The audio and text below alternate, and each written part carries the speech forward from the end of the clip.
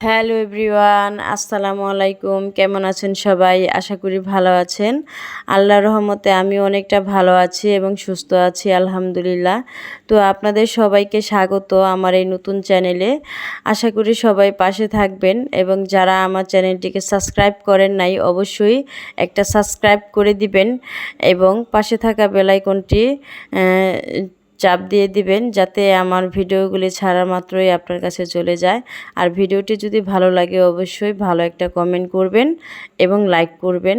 আপনাদের একটা লাইক এবং একটা কমেন্ট পেলে খুবই উৎসাহিত হই ভিডিও করার প্রতি। এত কষ্ট করে ভিডিও বানানোর পরে যদি আপনাদের কোনো রিয়াকশন না পাই তাহলে কিন্তু খুবই খারাপ লাগে। আর আজকে আমি যেই ক্যাপশনটা দিয়েছি আপনারা তো সবাই বুঝে গেছেন যে আমি কি বলতে চাচ্ছি। তো কাজের ফাঁকে ফাঁকে আপনাদের সাথে কথাগুলো শেয়ার করব যে ফাইনালি আমি কেন ফেসবুক ছেড়ে দিলাম। কারণ ফেসবুক আমি 2 বছরে কাজ করেছি। তো 2 বছর কাজ করার পরে মনিটাইজেশন পেয়েছি, কিন্তু সেই মনিটাইজেশন থেকে কোনো টাকায় আর্নিং হয় না, মানে একদম কমিয়ে দিয়েছে ফেসবুকে। কিন্তু প্রচুর পরিমাণ পরিশ্রম, যারা ফেসবুকে কাজ করেন তারাই জানেন যে কী পরিমাণ পরিশ্রম করতে হয় ফেসবুকে কাজ করলে। আর আমি খুবই ব্যস্ত মানুষ, যেহেতু আমার সংসারের প্রচুর কাজকর্ম আছে আর আমার কোনো হেল্পিং হ্যান্ড নাই। আর আমি কোনো কাজের মানুষ দিয়ে কাজ করাইতে পছন্দ করি না। আমার নিজের কাজ আমি নিজে করতে ভালোবাসি, কারণ কাজের লোকেরা কাজ করবে হিসাব করে কাজ করবে, হিসাব করে টাকা নেবে, হিসাবের বাইরে কাজ করবে না। তো আমি মনে করি নিজের কাজ নিজে করাই ভালো। নিজে কাজকর্ম করে খেলে নিজের শরীর স্বাস্থ্য ভালো থাকে। আর লোক দিয়ে কাজ করাইলে একটা নিজের ভিতরেও সন্দেহ কাজ করে, কারণ বাসা বাড়িতে যেহেতু একা থাকি ছেলে মেয়েদেরকে নিয়ে, কাজের লোকরা বর্তমানে মানে একটু আছে, সব কাজের লোকেরা ভালো থাকে না, কিছু কাজের লোকেরা একটু খারাপও থাকে। যাই হোক, সে কথা থেকে অন্য কথায় চলে যাই। তো যে কারণে ফেসবুকটা ছেড়ে দিলাম, যে ফেসবুকে কাজ করতে গেলে প্রচুর পরিমাণ অ্যাক্টিভ থাকতে হয়, মানে সারাদিনই ভিডিও ছাড়তে হয়, 2 ঘন্টা পর পর ছবি পোস্ট, বড় ভিডিও পোস্ট, রিল পোস্ট, প্রচুর পরিমাণ অ্যাক্টিভ থাকতে হয়। এবং আপনি যে একটা ভিডিও ছাড়বেন, সে ভিডিওটা ছাড়ার কিছুক্ষণ আগেও আপনাকে অ্যাক্টিভ থাকতে হবে, অন্যকে লাইক কমেন্ট সাপোর্ট করতে হবে এবং ভিডিও আপলোড করার পরেও আধা ঘন্টার মতো অ্যাক্টিভ থাকতে হবে। যদি অ্যাক্টিভ না থাকেন তাহলে আপনার ভিডিওগুলো অন্য কারো সামনে যাবে না। তো এই জিনিসগুলা কিন্তু আমার কাছে একদমই বিরক্তিকর লাগে, কারণ ফেসবুকে ভিডিও আপলোড করে যদি এত সময় ব্যয় করতে হয় তাহলে অন্য কাজ কখন করব? সারাদিন তো মোবাইল হাতে নিয়ে বসে থাকতে হয়। আর আপনাদের ভাইয়াও এগুলি পছন্দ করে না। ওনার কথা, এত সারাক্ষণ যদি মোবাইল নিয়ে বসে থাকো তাহলে সংসারে কাজ কখন করবা?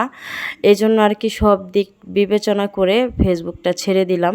কারণ ফেসবুকে 2 বছর এত পরিশ্রম করেছি, এরপরে মনিটাইজেশন পেয়েছি, কিন্তু সেখান থেকে আর্নিং হয় না। 6 মাস ধরে মনিটাইজেশন পেয়েছি। এই 6 মাস ধরে মাত্র $9 ইনকাম করেছি। আর এই $9 দিয়ে কি করব বলেন? $100 না হলে তো তুলতে পারবো না। আর $100 পূরণ করতে করতে 2-3 বছর লেগে যাবে, কারণ 6 মাসে যদি মাত্র $9 ইনকাম করে থাকি তাহলে $100 পূরণ করতে করতে আমার 2-3 বছর লেগে যাবে। তো এই জন্যই ছেড়ে দিলাম। আর এদিকে দেখুন, সকালবেলা রান্না করার জন্য আমি এখানে উস্তা কেটে নিয়েছি। আর আজকে কচুরমুখী দিয়ে মুরগির মাংস রান্না করব। আজকে শুক্রবার আপনাদের ভাইয়া মুরগি এনেছে, তাজা মুরগি।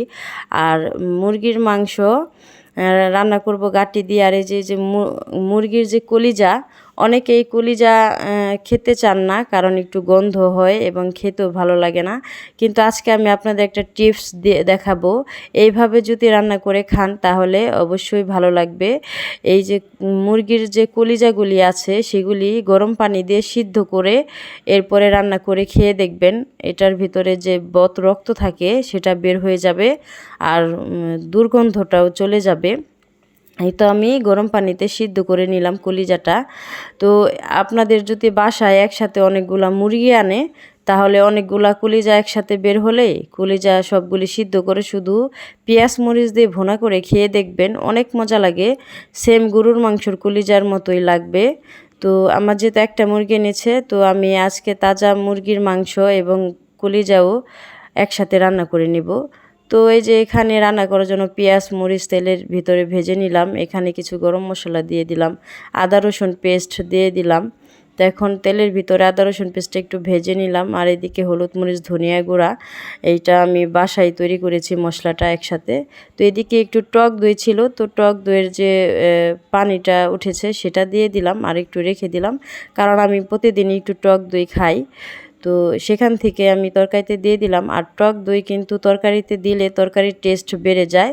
আর এদিকে দেখুন যে মশলা থেকে তেলটা বের হয়ে এসেছে, এই পর্যায়ে আমি মাংসটা দিয়ে দিব।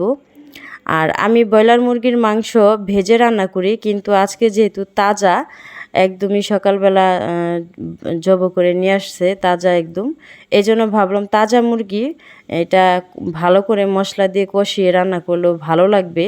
আর আজকের মুরগির মাংসর ভেতরে আমি আমাদের গাছের তাজা পেঁপে এবং গাঠি, মানে আমাদের এখানে গাঠি বলি কুচুরমুখীকে, তো আপনারা কুচুরমুখীকে কে কী নামে চিনেন অবশ্যই কমেন্ট করে জানাবেন। আর পেঁপে কচুরমুখী দিয়ে এর আগেও একদিন রান্না করেছিলাম, তো আপনাদের ভাইয়ের কাছে অনেক মজা লেগেছে, তো এই জন্য ভাবলাম আজকেও রান্না করি, আমার কাছেও ভালো লাগে।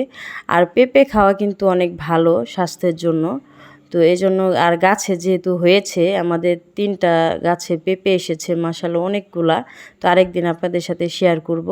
আর এদিকে দেখুন আমি গাঁটিগুলা কেটে লবণ মাখিয়ে রেখেছি। তো আমি বারবার গাঁঠি বলতেছি, আপনারা কিছু মনে করবেন না, কারণ আমাদের এখানে গাঁটি নামে চিনে, এই জন্য মুখে বারবার গাঁটি মানে মুখ দিয়ে বের হয়ে যায়। তো এই গাঁঠিগুলোকে ধুয়ে এরপরে তরকারিতে দিয়ে দিলাম। তো এখন মাংস প্রথমে কষিয়ে নিয়েছি, এরপরে পেঁপে দিয়েছি, এরপরে কচুরমুখী দিয়ে দিলাম, এরপর ভালো করে কষিয়ে এরপরে পানি দিব।